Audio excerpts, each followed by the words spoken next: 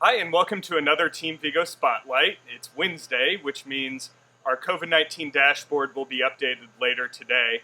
But also today we're announcing our new educational model for the next 3 weeks. And I say new, but it's a continuation of the old. We're going to continue with the AB model for 3 more weeks. So Dr. Hayworth, what factors went into that decision to continue the AB model? A number of factors, but when I think about when you get down to the heart of it, really there's 2 things. One, our AB model is working. When you look at our dashboard and when you think of where we've been in just this short time, the AB model has proven to help keep our cases down, low, and so we don't want to change something that's working right now in light of an upcoming major holiday. And then the other side of that, Bill, is when we think of where community spread is. And when I think of community spread right now, you see that it is a little higher than maybe where we would want. And so not going full everyday instruction, allowing the practice of AB to continue so that we can maybe see where we are a little bit down the road.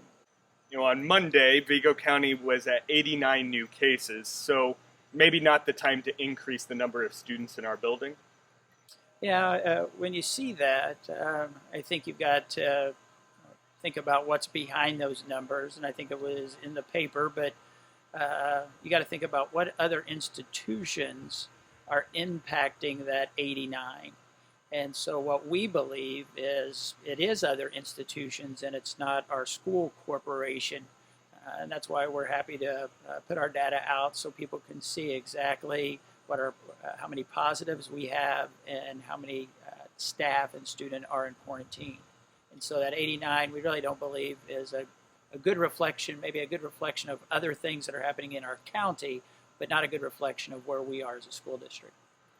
Okay, so we've announced that we're AB through September 25th.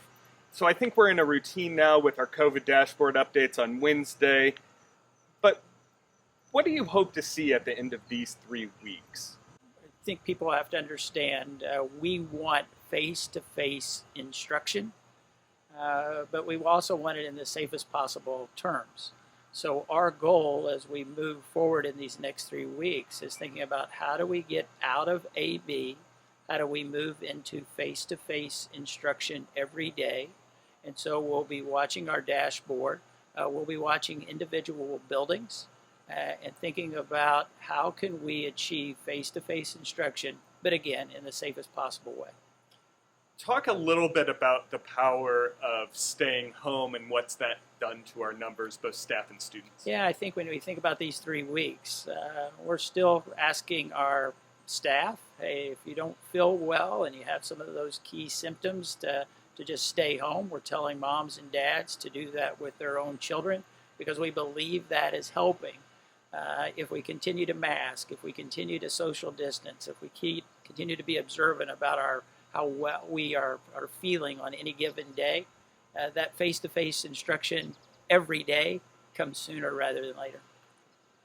Well, Dr. Hayworth, thanks for taking a little bit of time on our Wednesday wrap-up, kind of for the COVID dashboard. Of course, that COVID dashboard available at vigoschools.org. We update it every Wednesday, and today we have the announcement of a continuation of that AB model for another 3 weeks. Bill, thank you. Thank you for the work you're doing. Thank you to the task force for all the good work they're doing as well. Yeah, the COVID-19 task force, of course, a group of healthcare professionals, scientists, teachers, parents, who are giving us some things to think about as they analyze the data. So we really appreciate their work. Very helpful. Great. Well, we'll see you next Wednesday. Thank you.